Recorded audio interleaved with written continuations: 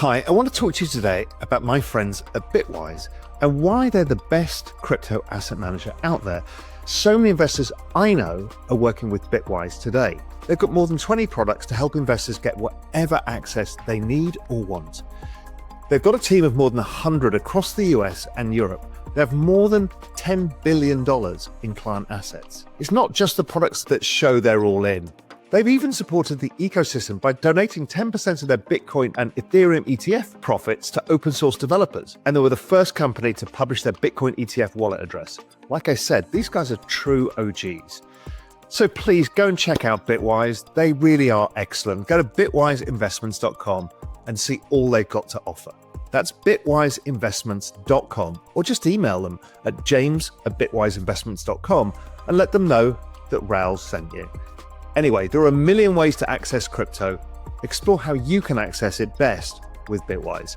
And remember, carefully consider the extreme risks associated with crypto before investing. Anyway, thanks very much.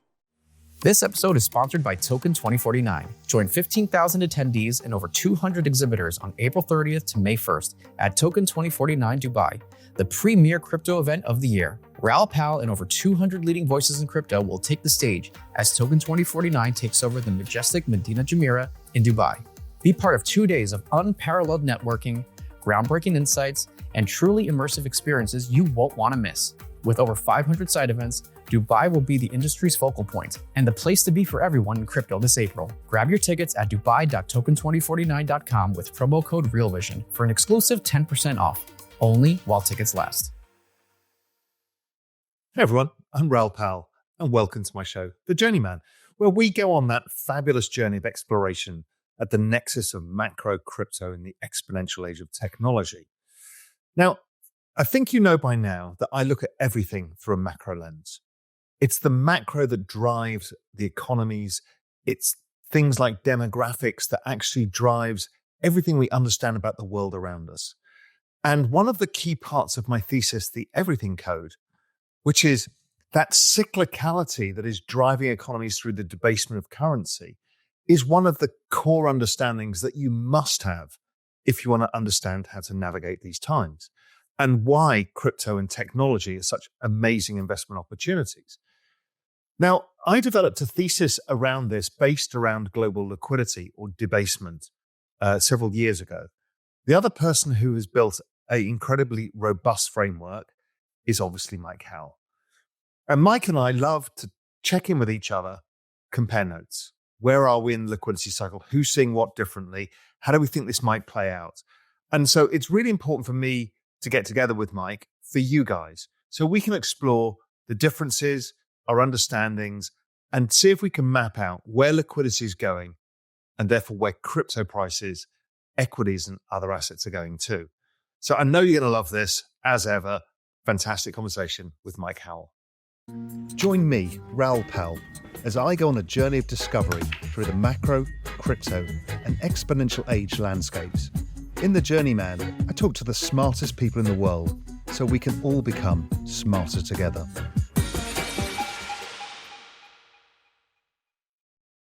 Mike Howell, welcome back to Real Vision. Raoul, pleasure to be here. Lots to talk about, I think. Interesting time. Yeah, lots to talk about. So I don't even know where to start. Let's talk about where you think we are in the liquidity cycle. We can explore any differences we've got, what you're looking at going forwards from here. Let's start, I guess, with the US at the top level. Okay, well, I think we're, as far as I can see, the liquidity cycle is still expanding. I think the issue that we've really got is how much further can it keep going up? Because there are certain clear challenges. And I think the two challenges that really sort of concern me, I suppose, number one is the US. And that really comes back to, I think, two particular dimensions. I mean, one is what the Federal Reserve has been doing, which is this sort of what I've termed sort of secretive or not QE stimulus. And that's kind of fading. And they're going to have to go more explicitly to a sort of a formal QE, although I note that Canada also has done that, but it refused to call it QE. So they said they're restarting balance sheet expansion, but it's, of course, not QE. Of course, they would say that, wouldn't they? And the other issue then for the US is the Treasury, where Janet's been doing this sort of very clever funding trick by funding at the short end, where, you kind of look at the math of that, and it's basically meant that the Treasury has managed to stick in the equivalent in liquidity terms of about $6 trillion of additional stimulus by changing that funding dynamic. Now, that's a huge amount, and that's clearly running off fast, particularly if Scott Bessent is intent on moving back to coupon issuance. So I think you've got those two questions, which are really pertinent ones, and they'll really hinge on what the new administration sort of thinks and says. The other issue, which is maybe gives us near-term concern but long-term salvation, is China, where China is currently seeing extreme debt deflation, where the PBOC has taken a whopping amount of liquidity out of the markets in the last 4 to 6 weeks, trying to hold the yuan up against the rising dollar. And they badly need to monetize big time. Well, I would put the figure of sort of 30% monetization. So China's got to print money big time. America needs to do that, not to the same extent. So we're in a long-term monetary inflation, there's no question. But I'm just pausing because I think there may be a little bit of an air pocket now.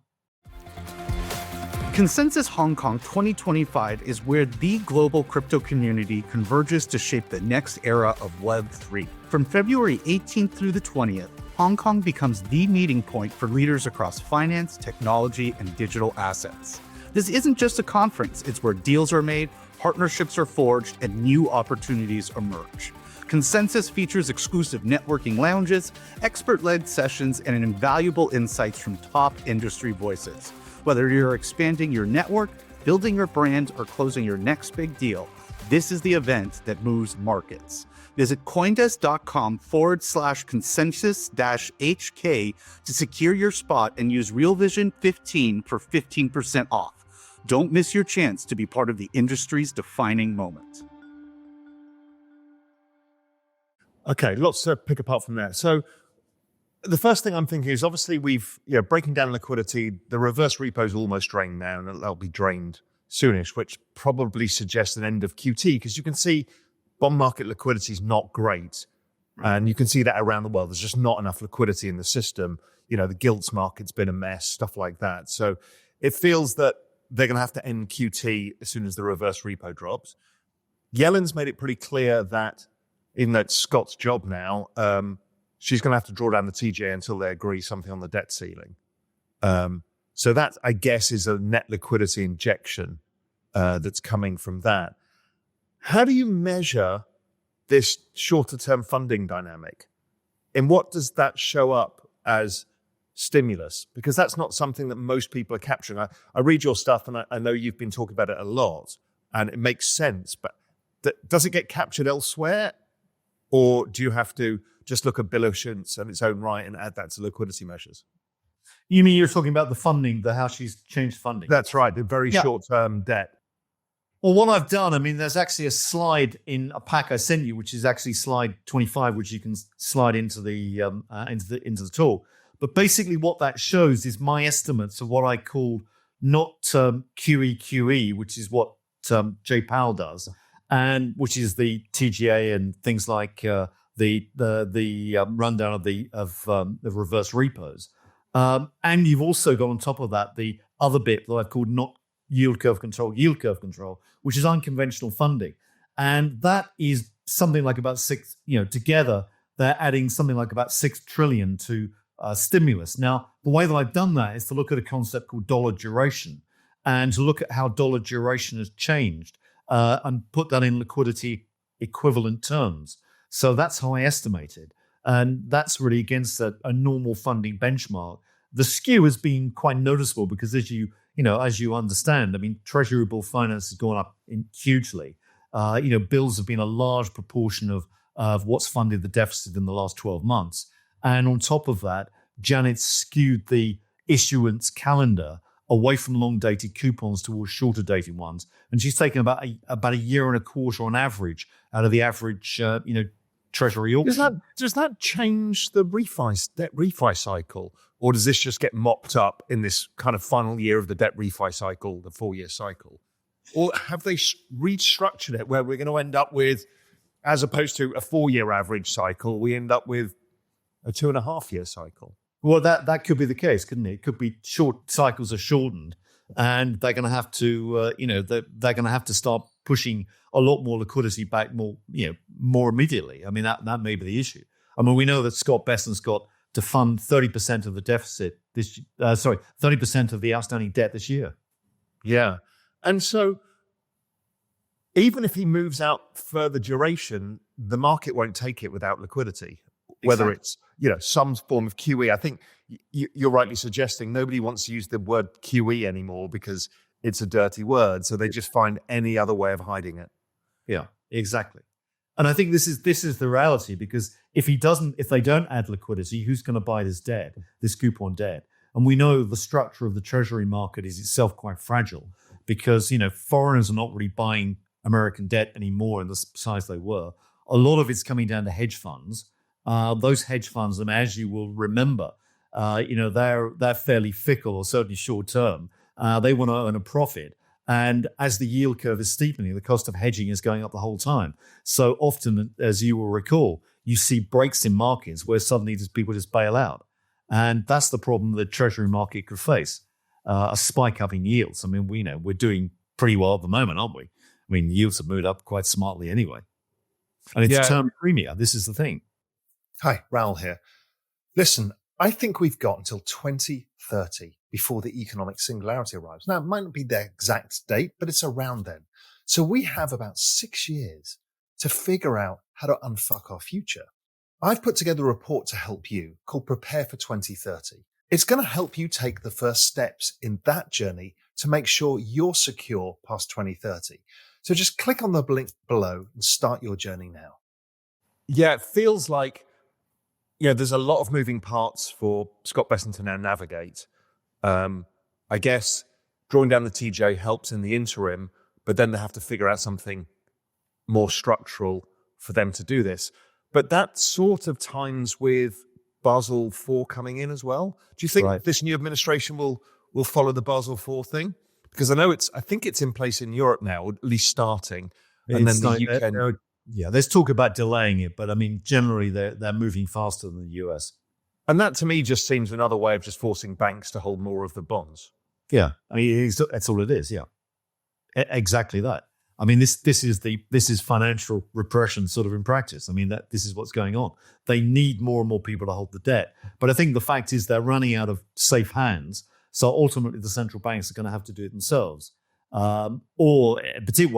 Particularly if they're moving away from bill finance. I mean, the one luxury that bill finance offered was that the banks tend to buy that stuff with alacrity. But if they're not issuing bills, they're going to have to get people to buy coupons. And that demand is not really there. You may have read, but there's been a lot of disquiet among pensioners against their pension fund managers to say, why on earth are you putting 20, 30, 40% of my fund in bonds? And bonds, remember, have lost 25% on average of their value since 2020. So, there's pushback there. So the pension funds don't really want to hold too many bonds. So the only safe pair of hands you can think of are the central banks. Yeah, or the banking system, as long as they don't have mark to market. Yeah, exactly. And you can stick it on Jamie Dimon's balance sheet for quite a period of time. Yeah. Yeah. So there are routes out. I accept. But it's getting to the stage where you need that central bank impetus. And how do you think that plays out in the US? Have you said Canada's started doing something, but do you think, what is your hunch that the US just continues in the debt monetization path, and that even though we can't see it clearly yet, there's relatively obvious paths? Well, I think it does, because that's already in the data. If you look at the CBO estimates and you look at what the Fed's own projections of what their balance sheet will do, it already incorporates increasing Treasury purchases. The question is, what do they call that now? They can't call it QE, so the acronym department of the Federal Reserve is going to have to work overtime to think of a new name. Is that quantitative support? I don't know what it is. Do they go back to the old one, which is open market operations? I don't know. It beats me. But they clearly have got to do something. And I'm sort of surprised there's been no word from people like Laurie Logan, who was quite vocal a year ago. I mean, she used to run the SOMA accounts, as you recall. about what they need to do. But we're getting close to that threshold where she said when the reverse repo was run down, they'd have to restart QE again. And we're more or less there. So it's got to come. I don't know how the markets react. In one of the recent Fed minutes, there was reference to the drawdown of the TGA and then saying they have to be careful not to allow the rebuild of the TGA to tighten liquidity.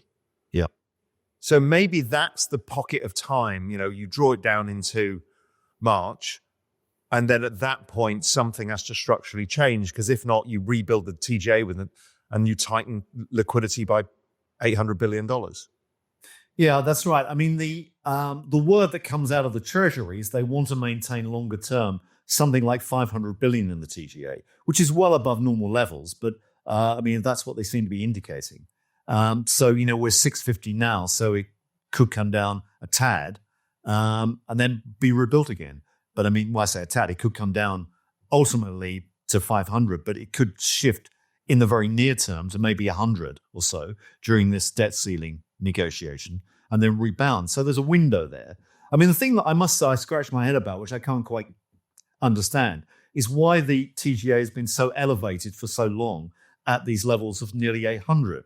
Whether that is a deliberate policy to keep the dollar up, because typically, I don't know if you recall, but if you look at periods where they've wanted to get the dollar down, running down the TGA in the short term has often been a strategy, but they haven't done it this time. So that tells me they want the dollar strong as a policy. And I think that's always been my reading of what Scott Bessent wants to do. He wants a strong dollar because it feeds into the lower inflation, better funding environment that he needs. Yeah. I don't know. So before we go on to the dollar, because that's another bigger topic, do you think the duration of this liquidity cycle has changed, or you're still of the opinion that it probably lasts into the back end of the year? Well, I think that my view is that it's as it is now. It lasts into the back end of the year, I think, unless something changes. What could change is, the Federal Reserve decides not to do a QE, although that would be clearly suicidal, but it might be the case. And the other is really uncertainty over China. Now, we can talk about China later, by all means. I think it's a big, big topic. But the way that I see it, I mean, China is in a more parlous situation than many people understand. They need to get a devaluation of the yuan badly, but it's not necessarily against the US dollar where there's a pressing need to devalue. They need to devalue the paper yuan against real assets, because that's where the debt problem really matters, which means they've got to get the yuan gold price up significantly. Now, I think that the Shanghai gold market's playing a big, big role here. So I'm in that camp. But that clearly means that the US has got to play ball as well. So they've got to allow the gold price to go up. And that may be part of a deal that is struck. I don't know. Yeah, so my view on this, I like to test the hypothesis, is I think everybody actually wants a weaker dollar. Scott Bessent's talked about it. The Chinese desperately need it so they don't have to devalue the yuan against the dollar. As you've said, they don't want to do that. The Japanese would probably quite like it. The Europeans would like it. The Canadians, the Aussies, everybody wants a weaker dollar, and the US wants one. But it's fantastic negotiating policy because it's the most powerful throat grip you can possibly have. And so it feels that you get China to play ball in whatever mechanism you've got, and in exchange, you add dollar liquidity into the global system and allow the dollar to weaken. Whether it's, I think the TJ is part of it, but my guess is whether it's swap lines elsewhere, whatever, just to get it into the euro-dollar banking system. And then China is free to stimulate. As you said, it needs to do a gigantic debasement of its own currency, of its monetization of its debt as stimulus. It needs to do that, but it can't do it without losing control of the yuan for the time being. So if the US will give them cover, kind of what happened last time Trump came in 2017. Right. So I feel like there's a game to be played here, and the outcome is the Chinese can stimulate, which was 2017 cycle was no US liquidity, it was all China. Yeah, I think that's exactly right. And that was also, different guise, what happened in the Plaza Accord in 1995. And that was a very similar deal where the US eased initially got the dollar down, and then everybody else joined in on the side pumping liquidity. And that sort of led up to the 87 crash ultimately, or the Louvre call and the 87 crash. But that was the path. So I think that I've got a lot of sympathy with that. I think that's right. I think the dollar is key. I mean, I agree with you. I think that they need a strong dollar now because it's a great negotiating tool. A longer term, I don't know, but I would suspect they would prefer a firmer dollar than a very weak dollar. But the rest of the world desperately needs a weaker dollar because they're being strangled at the moment. The dollar wrecking ball is definitely swinging. Make no mistake, look at the problems in Europe right now. Yeah, I mean, the dollar is cyclical. So on a secular basis, because 50% of the world's debts are in dollars, it's going higher because there's always a shortage of dollars. So we get that. Every time liquidity comes out of the system, the dollar goes up. Yeah. But at this point in the business cycle, with the ISM survey still low, China in recession, Europe in recession, essentially, they all have to stimulate because in the end, if China picks up, they buy more treasuries. Yeah. Yeah. There's the whole financing game, the state of nations that goes on here as well.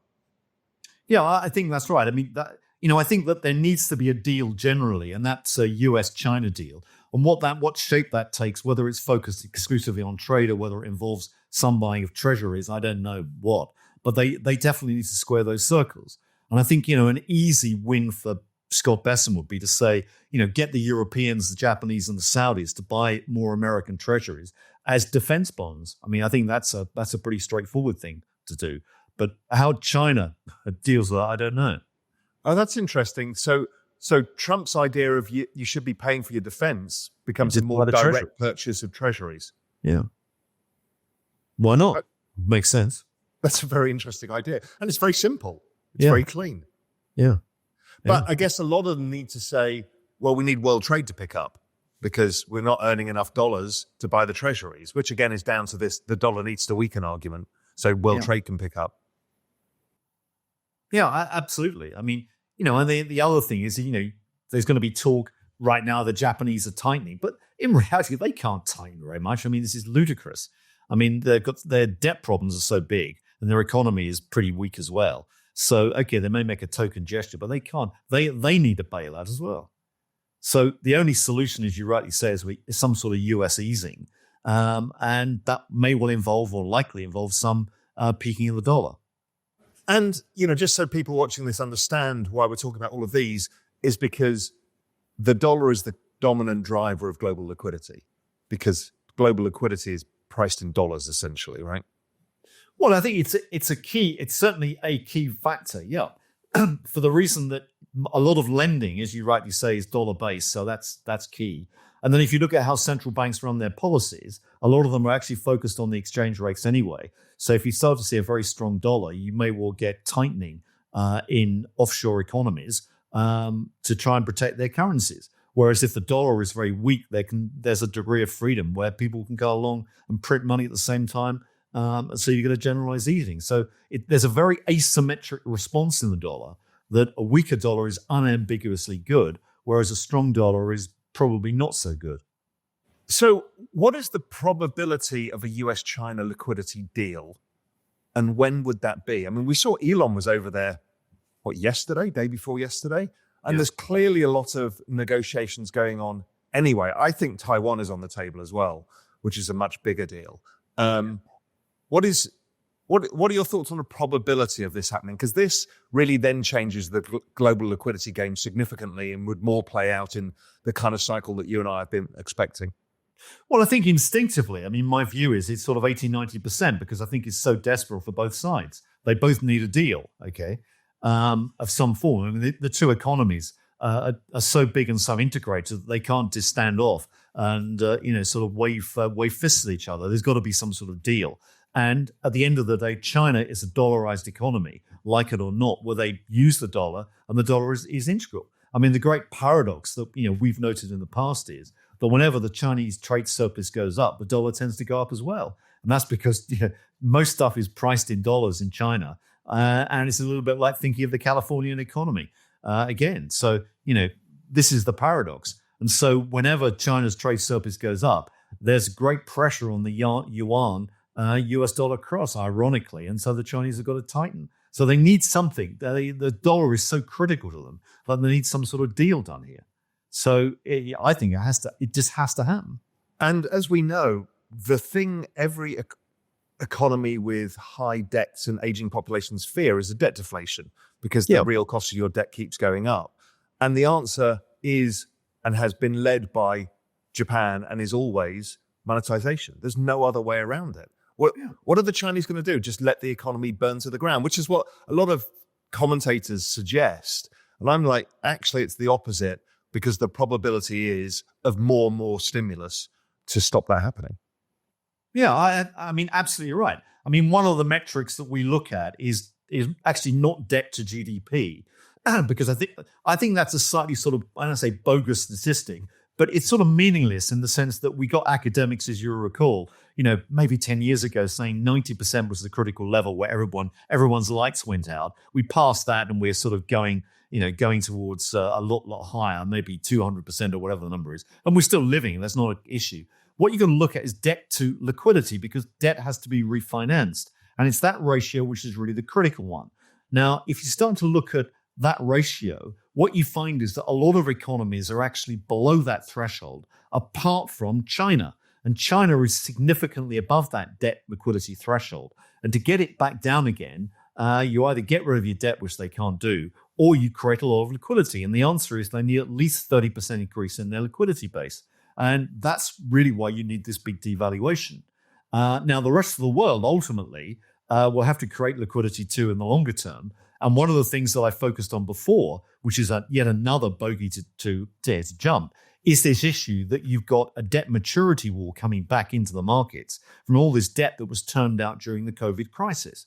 So at the end of the day, what we know is that liquidity has to keep rising to match debt. And that's inevitable. So you've got monetary inflation long term, which is all these assets that we know and love, like gold and Bitcoin and crypto, are bound to be going up in long term, because their lifeblood is global liquidity and monetary expansion. Yeah, the other thing that I've looked at is, we use forward-looking liquidity indicators of financial conditions, but in the end, the business cycle in the US is still below 50 in the ISM. We haven't even started the upcycle. So it just feels that, I know a lot of people fear a short cycle, but last time around in 2021, liquidity was drawing in March, and it stopped because the business cycle peaked. We haven't even got to, we've had the bottom of the business cycle, but you're not seeing the expansion. So I think there is a probabilistic risk that it actually extends into Q1 2026 as well. Mm-hmm.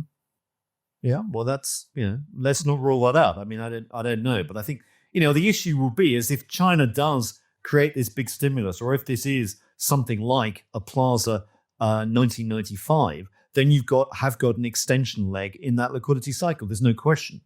We're talking about the cycle, and the cycle is clearly important, but the trend behind it is equally important. And that's the thing that's going to keep running in the longer term. And that trend is a powerful trend. And what's more, it's probably exponential, as I think you've very accurately described. And that's why a lot of these assets have just got to keep going up. And people have got too few of them. Let's talk about Japan a little bit, because I don't really understand what's going on there now. Is just the game to just keep weakening the yen? What is their end game right now? Well, I give you my take on it. I mean, I think Japan is. I think there's a whole lot of dynamics in Japan that we need to sort of think about as examples of as you've sort of correctly identified that Japan got here first. Debt, went through the debt deflation. A lot of the remedies that Japan is following, everybody else is being forced to follow now. But I think you've got to, let's put Japan in the context of, was it a tool for US policy to try and put pressure on China? My view was, and I probably said this before, but I think that the whole weak yen is very much a deliberate policy to basically hold China's feet to the fire. And the timing of that and the scale of the move is interesting. But I've never seen a major currency, particularly yen dollar, fall with the speed it fell in such a short time before. Markets don't do that to currencies, only governments do. And, that devaluation of the yen and the persistence of the weak yen, it can only sort of underscore that. So many analysts have said, look, on a PPP basis, the yen is so radically undervalued. Well, okay, so what? Maybe it is. But the fact is, it's being held below the surface by policy moves. And what they want is a weak yen because it puts pressure on China. And if you look at this policy, I mean, maybe this is the wrong analogy, but it's a little bit like sort of the arms race in a lot of ways that we saw the Cold War during the 1960s, where the Soviet Union couldn't keep pace with America. And now what we've got is a sort of currency war where China can't keep pace with the US dollar. And I think the US dollar has been, well, I mean, whether it's been deliberately strengthened or not is a moot point, but it's clearly been strong. The whole policy post 2008 of actually, forcing banks to hold more and more collateral and dollar-based collateral has certainly underpinned the dollar. That's without question. And then you get China, who, after the Shanghai Accord in 2016, wanted to keep the dollar stable against the yuan. And all their policies have been focused on that. And pretty much since 2016, what you've seen is tight or unusually tight Chinese monetary policies. And that's why the economy is really sort of not just stuttered, but virtually skidded to a halt. And that's the problem. Now, what went on top of that was that the yen was then deliberately weakened to put even more pressure on China from a competitiveness standpoint. And the weak yen, I think, is part of that sort of Trojan horse or whatever, which is forcing the Chinese to act. So I think, yes, it's true. Will they do anything to correct the weak yen? I just don't think they can, because their scope for raising interest rates is so limited given the interest bill that they've got. They're in the same boat, but actually worse than most other countries. Their debt burden is just so big. They cannot raise interest rates. No, I completely agree with this view. And I also think it was purposeful policy because, the China-Japan competition in terms of exports is real. There's maybe South Korea, Taiwan, there's a few countries involved in that. And it has been a purposeful stick to beat the Chinese with. And the answer, I think we'll see, is via Japan. We'll see, because the Japanese banks are the Eurodollar market, really. They're the biggest players, some of the European banks as well, and some of the South Koreans, I guess. But really, it's Japan. So it leaks back into China if China wants dollars without the US having to give direct dollars via swap lines to China, which it's never been wanting to do. Yeah. So, I think dollar yen is very important from that thing, because I think you're right. I think it's a much bigger picture. It's not actually about the Japanese economy at all. It's about what the US wants to do versus China. Yeah. So that's my take. So I think ultimately there's very little tightening Japan can do. But if Japan needs to be bailed out, it too needs US easing. But that's already a deal that will have to be struck with the Chinese. But I just think the Chinese are on the ropes right now. And what about the Europeans? Europe feels really messy because it's so fragmented at the moment. It's a disaster. But they can't live with a strong dollar either. You're looking at sort of myriad funding problems everywhere. I mean, they've got no energy. They've got no real sources of funding. Their economies are drying up fast. They've got big demographic problems. They've got a defense bill, which is only going to go up. So I think it's not a happy place to be. And you can see the struggles that Britain is having already with the socialist government trying to fund themselves. I mean, it's just an absolute disaster. And I think if you sort of, you think the US has got funding problems, well, just start looking at Britain. Britain's got a big current account deficit. It's got a public sector deficit. It's got an economy that is slowing down. And I would imagine within 2 years, sterling is going to be parity with the US dollar, if not sooner. And that's the only way you can really square the circle is get sterling down fast. Do you think the UK and Europe have a higher propensity of just doing straight out QE because it's less politicized QE there than it is versus, let's say, the United States? Is that a way for them? Because it feels like Europe's going to have to do something. Yes, we need the weaker dollar because the Germans need to export for Europe to work. But if not, it's still a huge mess. And the UK, I mean, I don't know what the answer is here, but somebody needs some help somewhere. Yeah, absolutely. But I think the only solution is ultimately monetization because they're losing their funding sources. I think in the case of Europe, it's tricky, but then the ECB has allowed a sort of degree of freedom, so they can probably start to expand liquidity. But again, it's a tough call. I mean, a lot of these guys have sort of painted themselves into a corner with sort of bold statements in the past, and they're going to have to retract those. But I think ultimately we're in a world where QE has got to go up. I mean, that I think is a given. We have to restart, and it's really a question of not if but when. I think that the difficulty you've got is really what the leverage of that liquidity is within the system when you've got bond markets that may be fragile. And I think that's the other issue to take, because the collateral base is so important. And if you can be easing through your central bank, but if your bond market is running away and out of control, then you've got a serious problem. And we've seen that in small measure with France. We've seen it definitely in the case of the UK, where yields are higher than under the Liz Truss disaster. Germany, we've yet to look. I mean, we've yet to see what happens after the election, but who knows? But I mean, none of these countries are in a great position, as we know. What do the Bank of England say about this? I've not kept up with what they're talking about. They're usually quite thoughtful. What are they saying about this? Well, the short answer is not really saying very much. I mean, they've been, but we know that when push comes to shove, they act with alacrity. And that was very clear after the Liz Truss debacle. I mean, they switched from QT to QE overnight. So every government wants to support its sovereign bond market. And these are the issues with bond vigilantes flying around. These are the issues that are really going to come to the fore. And that's why I think, we need to watch bond volatility. And that's why I think I've said in the past that looking at the MOVE index, which is a measure of bond volatility, is actually way more important than looking at the VIX. Because not only does it affect the equity bond cross, but it really affects the whole generation of global liquidity, because everything is collateral based these days. Yeah, there's a lot that has to happen, and there is no way around it, because we've got this debt rollover. Everybody's got to do it, whether it's China, the UK, the US, Europe. There's not enough liquidity in the system. But the question I want to ask is, why are they still doing QT? What is the purpose? Are they just trying to get the excess liquidity above and beyond the standardized debasement of, let's say, 8% a year? Is that what they're doing? Just bringing it back in line with the ongoing debasement? Or, I don't get it. Well, I think the answer is that the public face is that they are doing QT. But what we know is, as that chart I highlighted is suggesting, they're doing, in the US at least, they're doing a secretive QE anyway.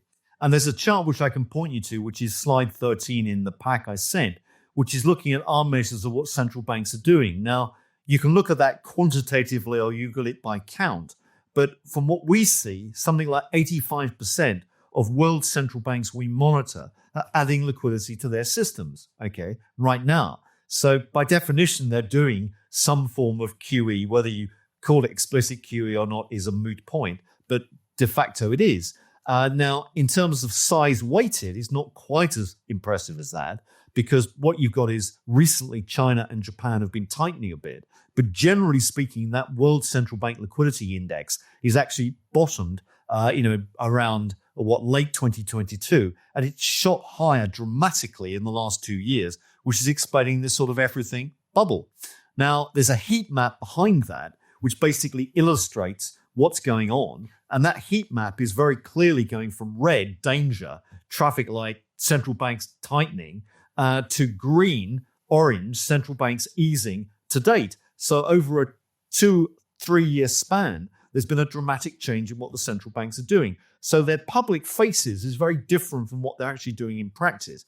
But what we're saying is they need to be even more explicit about this, and they've got to get their balance sheets definitely a lot higher than they are. So even though they're adding liquidity, they're not adding in quantitative terms quite that much yet. But they're not far off, as far as I can see. So who's going to be the liquidity driving leader in all of this? Is it China? Is it still the US? Or is it just net everybody in the same kind of percentage terms? How do you see it play out? Because every cycle is always a bit different. Who is the big provider of liquidity? What are your thoughts? Well, I think that the country that starts it is probably got to be the US. And I think the US has got to move back to some sort of QT pretty quickly, as we've been saying. Back to QE. QE, beg pardon. I've got to move back to QE pretty quickly. I think we're agreed on that. I think the scale will be China, because China just needs so much more liquidity in a short space of time. So as I said, if you look at one of the things that if you investigate what's going on within the announced programs that China has made, one of the things they've done is they've increased bank capital by about a trillion yuan. Now, that's going to give them a lot of scope to actually monetize the debt. They're not monetizing debt as we speak. In actual fact, what you see is the PBOC tightening liquidity. And if I refer to a chart, which is slide 15, which looks at latest PBOC liquidity operations, they're taking a huge amount of liquidity out of the markets right now. But that is all about the strong dollar. But what that's telling us is that it's showing how bad the situation is right now, because they're having to react to this strong dollar. And as a result of this, the Chinese bond market is skidding in terms of yields. So yields are collapsing. And it's not about rate expectations dropping. It's about term premium falling, which is everybody is demanding safety and safe assets in China. And that's really the issue. So the situation is getting bad. And, as you rightly say, no government wants to oversee a collapsing banking and financial system, which is what debt deflation brings. And so China is definitely this is 1930s America looming. To me, it feels like 2025 is potentially a perfect storm for liquidity, right? All of the chickens come home to roost. Something has to happen here. And we're in that pause zone. Yes, the TGA may help for the time being. And then really that Trump administration maybe it will clear the debt ceiling forever, i.e. get rid of it. And that frees things up and that changes the structure a bit. But I can't help but think within that construct you and I have talked about, where everybody has to provide liquidity to monetize this debt, you've also got the Trump administration, which is all about growth in markets. Mm-hmm. And it will not pass their attention that the easiest way to fake the growth in markets is just to continue adding liquidity.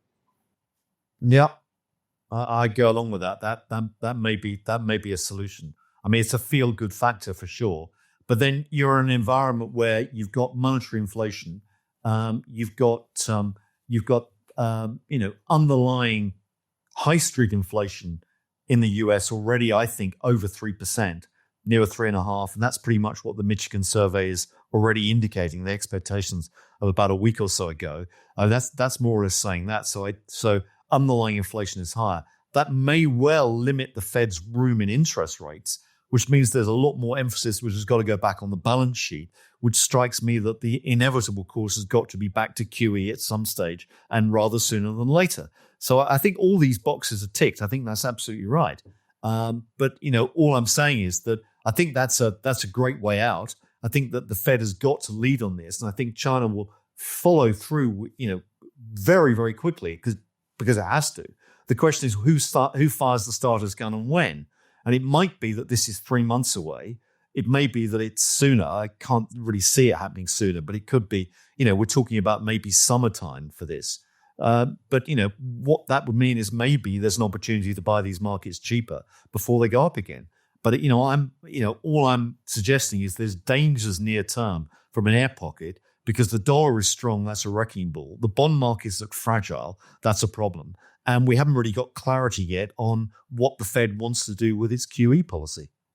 No, although I think we'll be rescued by the TGA. One thing I've used is, and I think you and I have talked about this before, I've used the framework of the 1950s, post-World War II, as right. This. And we had that same everything code cycle of every 4 years of rolling the debts. And the outcome there was yield curve control, which is, it's all the same thing. And so you run inflation slightly hot, and then you just have financial repression for 20 years and it gets rid of most of the sins. Do you think yield curve control is an easier way to do it? Well, my view is that I think to come back to the financial repression point, I sort of get the financial repression. I kind of agree with that. I think the issue is that there's a lot in there in terms of assumption about what the government can really control, and or does the Fed and the Treasury really have the ability to control all these things? Can they really control inflation? Can they really control the bond market, etc.? And I think that, in 1945, it was a lot easier than it is in 2025 in many cases because things are a lot more international. There are fewer, there are no capital controls or limited capital controls. So I think it's kind of more difficult. And what I would say is that I think the solution to this is not necessarily, financial reversion will play a role in it, But I think the big issue is this thing about monetary inflation and the differences between monetary inflation and high street inflation. The two are not necessarily the same thing. No. And inflation always used to be, in economist parlance in the 19th century, devaluing paper money. And that's what we're really talking about. They're devaluing paper money. It's not actually that gold is going up. It's actually that everything else is going down. That's it's right. devaluing against gold. Gold is the pole star in the sky, which holds its value, right? And that's what we got to think about. And, I sort of take this point that if you've got a backdrop where global liquidity is compounding at a rate of 8 to 10% per annum, or whatever the figure is, you've got to choose assets in your portfolio that at least have got to deliver that sort of return. And if you're getting a bond of 5%, it ain't doing that, right? You've got to think about things like gold. Gold, if you look at the longer term, and I'm sure you've done the same analyses, but look back to the 1970s, one of the very few assets that's actually kept pace with global liquidity over that period is the gold price. Gold has gone up 25% in the last year. Great. Okay, that's good. It does what it says in the tin. But Bitcoin went up 150, wasn't it? Yeah, exactly. I mean, gold, people have got to stop of thinking of gold price going up and just think about gold as a steady value against all things. And therefore, there's a bit of demand and supply, but really it's the devaluation of the paper currency. So it does its job, as you say. It's never going to make you rich in purchasing terms, because it'll be the same as real estate or even the S&P 500. It kind of just... It's a hedge. It's a hedge. But Bitcoin's been vastly different because it's a technology, so it's got an adoption effect as well. So you've got, it's kind of gold squared, which is fantastic because it really helped young people who've got no savings, because buying gold is not going to help them buy a house because it doesn't go up versus houses, because they're both seeing the denominator go down, which is the fiat money. So Bitcoin's been, a kind of savior for people to avoid the debasement effect and actually make some returns. And tech stocks have been the same. Yeah. And I think the analogy, maybe I've used it before, one can extend it dangerously. But if you go back to the 1920s in Germany, where you saw hyperinflation, the question was, how did people react to that? Now, what you saw in the 1920s Germany were the older generations basically buying what they'd always bought, which were bonds, because that was always a safe asset. That's what they'd been told. But their wealth got wiped out. Their younger generations were buying equities. They were told by their peers, you're idiots, okay, don't buy equities. They're fragile, but equities went up dramatically in price because they were inflation hedges. So there was this whopping great wealth transfer in Germany in the 1920s for the old generations to the young generations. Now, obviously, there were political consequences. Well, let's not go into that. But the wealth transfer was very, very significant. Now, if you look at what's happening now, I think you're getting a parallel because you're getting a monetary inflation. Okay, we're not having a hyperinflation. We're getting a monetary inflation. The older generations are saying, well, look, what you're going to do, you just buy value stocks, okay? This is what we've always done. That's what's going to make you money, okay? And the younger generations are saying, well, I don't understand that. We're going to buy crypto or whatever it may be, or tech, because we understand that. The older generations are saying, you're mad, and then once children turns around and say, well, okay, I bought Bitcoin at $200, good luck there. This is where you get the wealth transfer. I think that's dead right. I mean, that feels like the wealth transfer is the opportunity. And that was probably the downfall of the US government as well. To go out and have a war against young people was stupid. It was really narrow-sighted when, here's the opportunity for people, as I say, to unfuck their future. They get this opportunity, and the Democrats in the US were like, well, you're not going to have it. We're not going to give it to you. I'm like, how do you win an election telling people we're going to actively stop you making money? Yeah, I think that's absolutely right. But you look at, you will be familiar with these figures as well. But, when the average baby boomer turned 25, the wealth that the baby boom generation controlled was 20% of household wealth in the US. When Generation Z turned 25, the average wealth that they controlled was 4% of total wealth. And the size of these generations are pretty similar, about 70 million people each. So, there's a radical difference in terms of the opportunity. And that's why I think this wealth transfer through technology is probably the route forward. So, I get that for the US, but the UK and Europe are so lagging behind. You live in the UK, it's frustrating, right? You see the opportunity, And, the banks don't let people bank. The exchanges are not easy. They can't. Is it purposeful just to stop capital flight out of currency? Or why such reluctance to allow people to have the opportunity? But even, if I speak to my friends in the UK, they're still cynical of crypto, for example. I'm like, guys, it's going to outperform. Yeah, I think a lot of that is media failure to understand, failure to understand technology, etc. I think that's a sort of a general fault. But I think the other thing is that what you're seeing is not a flight of capital out of the UK. You're seeing or maybe Europe, a flight of talent. So I think increasingly one hears stories about, friends of mine have got children increasingly are in Australia or the Middle East, working full time because it's much better environments. And that was unusual, even 5 years ago, but it's actually commonplace now.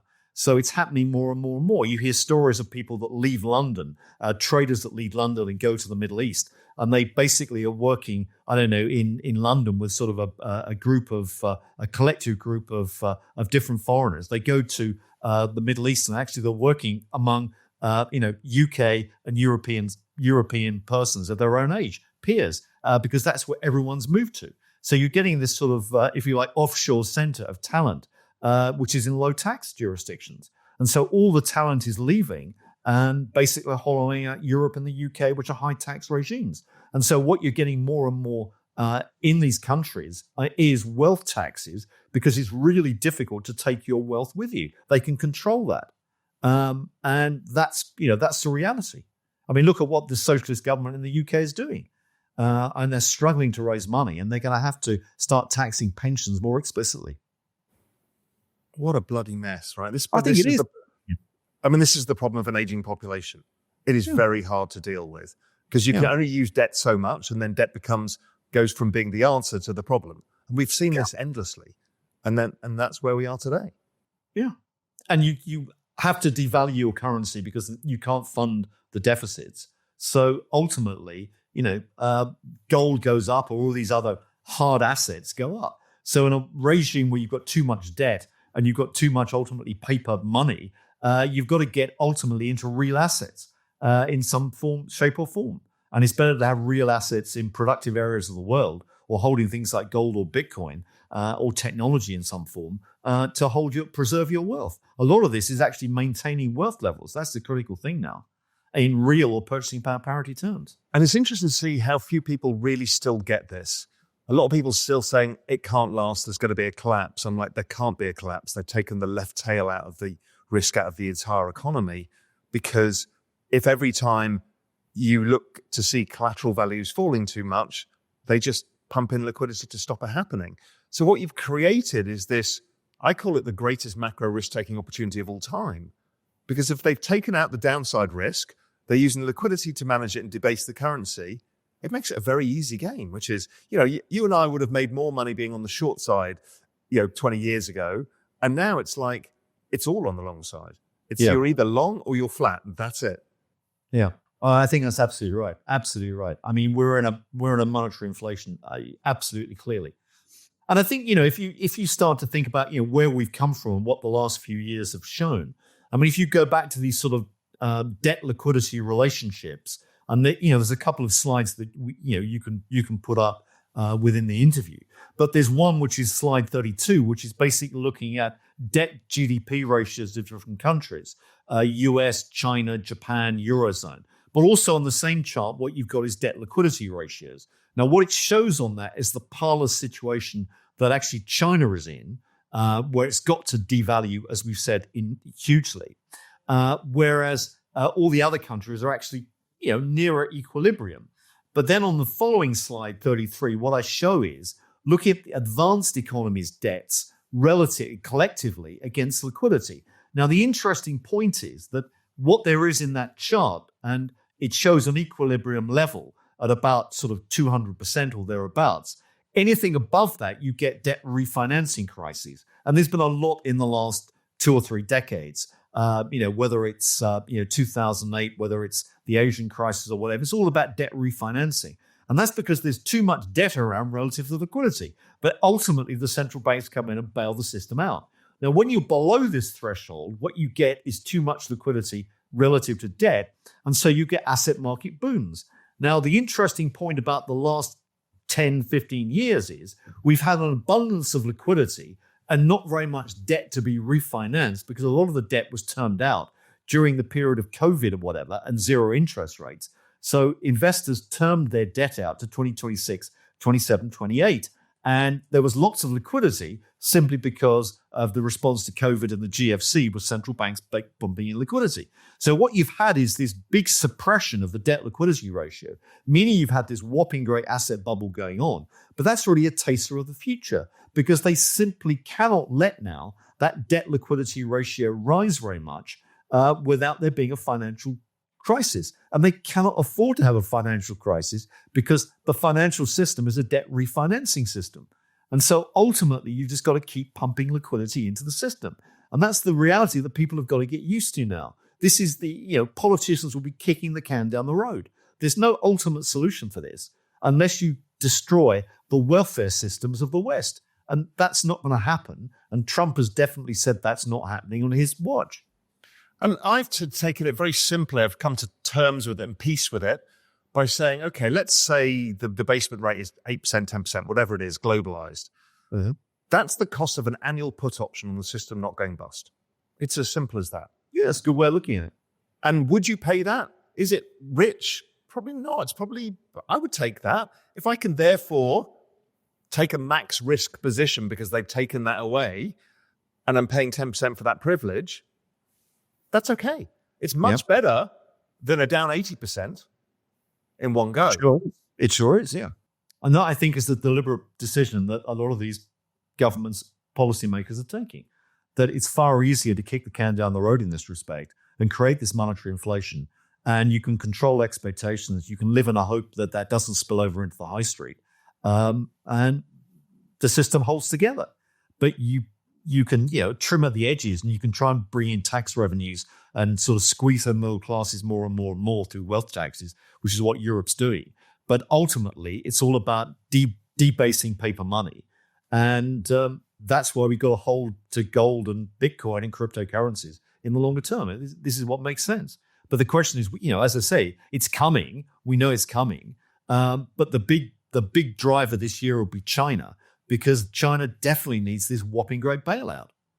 Yeah, so the sooner the US concludes some form of negotiations with China, the better. We've already seen some noise. I mean, the dollar's down as we're speaking 1% or so, just because the US rhetoric is changing somewhat about how they're going to implement tariffs, because, it's all a negotiation. But Mike, thank you as ever. Fantastic conversation. Let's see how 2025 plays out. But like you, I can't see any reason that a liquidity cycle over the balance of the year will not play out as normal. Well, I think that's absolutely right. I mean, that's what I'm certainly projecting, and I think you too. And you've had some fantastic calls in the last few years, all on the whole idea that we're moving exponentially. I think we definitely are. There's no question here. Fantastic, Mike. Anyway, good to see you, my friend.